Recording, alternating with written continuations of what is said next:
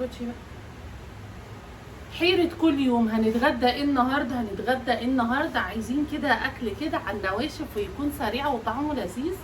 الرنجة بعشقها بحبها حب شديد. النهارده هنعملها بطريقتين مختلفتين ان شاء الله تعجبكم. يلا بينا نبدا الفيديو بسرعه بسرعه بسرعه ونشوف هنعمل الرنجة الحلوه دي ازاي. تعالوا بقى ايه، هنعمل شويه بطاطس محمره. خلاص انا كان نفسي صراحه اعملها تشيبس، بس لقيت السكينة بتاعة الكبة مكسورة، فقلت بقى خلاص قدر الله ما شاء فعل نعملها بقى صوابع. هشوف بقى اذا كان يعني في قطع غيار السكينة دي بتتباع عادي. لقيت ما لقيتش. لما ربنا بقى يسهل عليا ابقى اجيب كيتشن ماشين جديد. يعني هو كتر خيره بقاله سنين معايا والدنيا تمام، حتى الخلاط مكسور يعني، بس ماشي الحال. هنقطع بقى كده شوية بطاطس. لازم الأكلة دي لازم لها حبة بطاطس محمرة. هي لازم بقى صوابع شيبس ايه اللي موجود. ممكن تقضيها بكيسين شيبسي من بره مفيش مشكلة، بس انا بحب اعمل الحاجة في البيت الصراحة يعني. اعذروني بقى على التأخير، متأخرة شوية عليكم في الفيديوهات، بس في مشكلة في الموبايل، المساحة بتاعته مش متظبطة، مش عارفة اصور، مش عارفة امنتج، كل حاجة بتحتاج مساحة، فربنا يسهلها بقى من عنده ان شاء الله يعني. فمعلش اعذرونا. الفيديوهات موجودة والله على الموبايل. بحاول اظبط شوية في المساحة عشان اعرف امنتج الفيديو وانزله لكم. رب كريم بقى. تعالوا بقى ايه، نخلي الرنجة بتاعتنا من غير نار، من غير اي حاجة خالص. بصوا بسهولة خالص كده تقطعي الراس والديل وتبتدي تفصصيها. عايزة اقول لكم طعمها تحفة تحفة تحفة. كان نفسي ان هي يكون فيها البطروخ المخرز، بس يلا مش مشكلة، النصيب. فيها البطروخ الناعم بحبه برضه وباكله عادي. اول كده ما بتشيلي القشرة بتاعتها وتقسميها كده من الظهر، بعد ما تشيلي الراس والديل بتشيلي السلسلة الشوكية بتاعتها، بتتنضف معاكي بسهولة وكل الشوك بيطلع في السلسلة بتاعتك. بصوا بصوا سهلة قوي قوي قوي، من غير نار ومن غير اي حاجة. وهي كمان دلعة او مش مملحة، فانا مش حابة ان انا احطها على النار خالص، لان النار بتعلي الملوحة بتاعتها. انا مش عايزة كده، انا عايزاها كده دلعة عليها عصرة ليمون كده، بتبقى لذيذة خطيرة خطيرة يعني. بس كده عملنا اول واحدة كده، خليناها شايفين ما شاء الله الجلدة طالعة ما فيهاش الهوا. هنعمل التانية كمان دي، خليناها كده لوحديها. وتعالوا هنعمل بقى سلطة رنجة خرافة. برنجية واحدة هتعملي كمية بسم الله ما شاء الله، هتشوفي كل حاجة قدامك.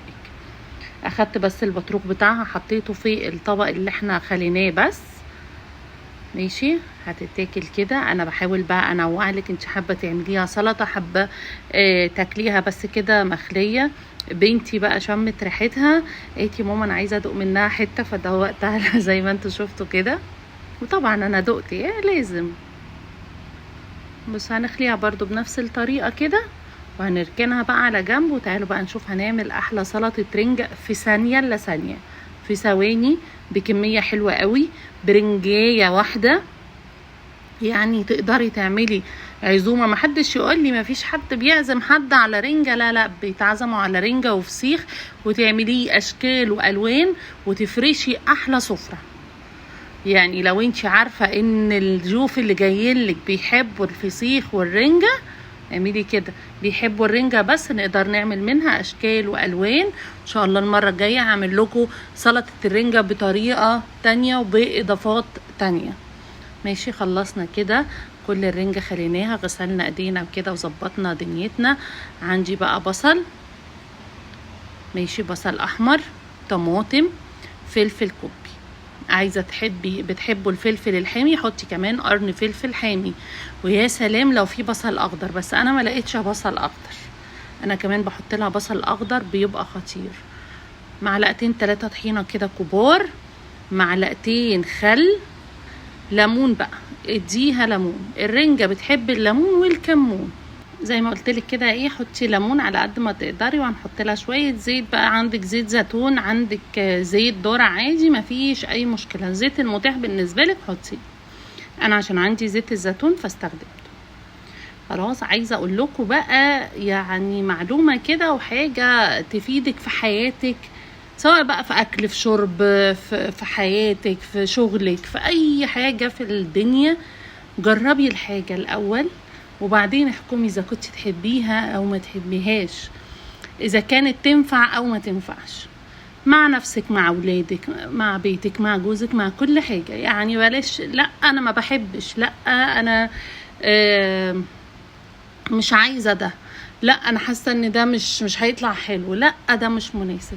طب انتي بتقولي كده ليه؟ عشان عايزه اقول لكم ان انا ما كنتش بحب الرنجه خالص. انتوا متخيلين؟ انا ما كنتش بحب الرنجه اصلا. انا كنت فسيخيه قوي، بحب الفسيخ يعني دون يعني عن الناس. في ناس معينه تقول لك لا انا ما احبش الفسيخ، انا احب الرنجه. لا انا كنت احب الفسيخ جدا، ما كنتش بحب الرنجه.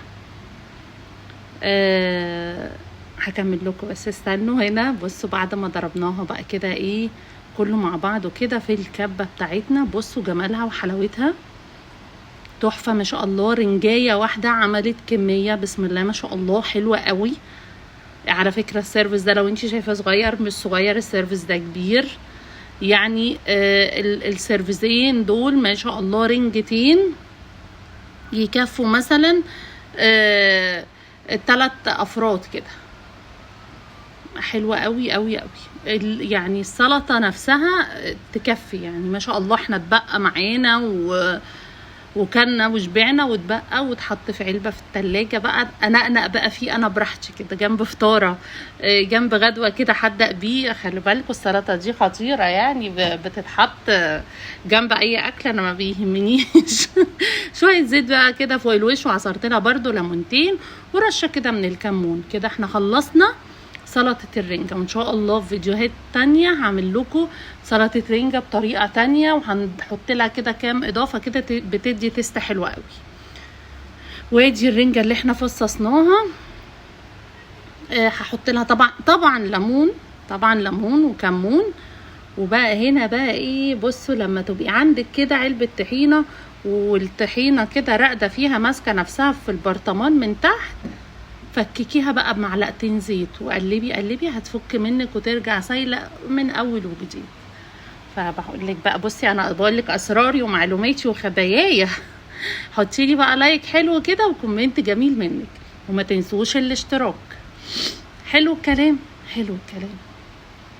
يعني انا ما كنتش بحب الرنجه، وكنت يعني بعذب امي الله يرحمها يا رب ويرحم امواتنا جميعا. لا انا هتعملي ماما كانت هي الاكله فسيخ ورنجه الاتنين مع بعض، لا انا مش هاكل الرنجه، انا عايزه اكل الفسيخ بس.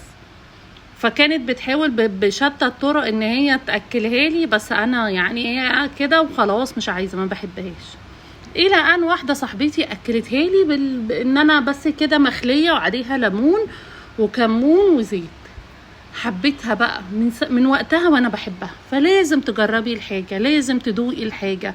علمي ولادك كده لما يحبوا يعني في اكله يقولك لا احنا ما بنحبهاش، لا دوقيها، دوقها. حبيتها كان بها، ما حبيتهاش ما تحكمش عليها، ما تحكميش على الامور من بره. لازم تخوض التجربه، لازم تدوق الحاجه عشان تقرر اذا كنت تحبها او ما تحبهاش. زي ما ناس كتير قوي بتحبش الفسيخ او ما كانتش بتحب الفسيخ من شكله ومن ريحته، انما لما تفصص لهم وتعمل لهم وتحط لهم كده في طبق وشويه جرنش كده زي ما احنا عمالين نعمل في اطباق الرنجه بتاعتنا كده زي ما انتم شايفين، حبوها واكلوها. ليه؟ مخليه وما فيهاش اي حاجه، عليها ليمون وكمون وزيت ومتظبطه. حبوها، حبوا الفسيخ بالطريقه دي، فاصبحوا يحبوه بعد ما كانوش بياكلوه ولا بيحبوه اصلا. فهي الحياه كده، هي حياتنا كده. لازم نجرب، لازم تدوقي الحاجه اذا كانت حلوه ولا لا، تخوضي التجربه نفعت او ما نفعتش، بس لازم تخوضي التجربه ونجرب كل حاجه. عودي دايما ولادك يدوقوا الاكل ويجربوه، مش لا وخلاص. شكليه واعملي اشكال وخلي الحاجه حلوه في عينيهم، فهيبقى عايزين عندهم فضول ان هم يدوقوا اللي انت عاملاه وحابين الشكل اللي انت عاملاه. انت كمان خليكي دايما كده في حياتك، ودايما حطي في بالك كل لن يصيبنا الا ما كتبه الله لنا. ما تخافيش من حاجة طول ما ربنا معانا، طول ما احنا ماشيين في ابتغاء مرضات الله وما بنعملش حاجة غلط. جربي الحاجة وخشي بقلب جامد، وان شاء الله ربنا يكرمك ويختار لكل حد الخير يا رب، اللهم امين. حبيت بس اتكلم معاكم يعني ايه، زي ما قلت لكم كده، انا دايما بحب يبقى مع كل اكله نقول حكايه، نقول نصيحه، نقول معلومه، نقول سر يفيدنا في حياتنا ويفيد ولادنا. بحبكم في الله. هكمل بقى الجرنشه الحلوه اللي انتوا شايفينها دي. قال قولوا لي يا بنات مين حس بالزلزال؟ انا كلت الرنجه من هنا، نمت من هنا، وحسيت برضو بالزلزال، مفيش فايده. بجد فعلا ربنا سترها، ربنا سلم وعدت على خير. بجد فعلا كانوا أسوأ 10 ثواني اي حد يقدر يمر بيهم، ان انت تبقي نايمه وتصحي على هزه قويه. بجد كان صعب قوي. ربنا يحفظنا يا رب، ربنا يحفظنا يا رب. دايما قولي كده، يا رب احفظنا ويا رب سلم. الحمد لله عدت على الف خير.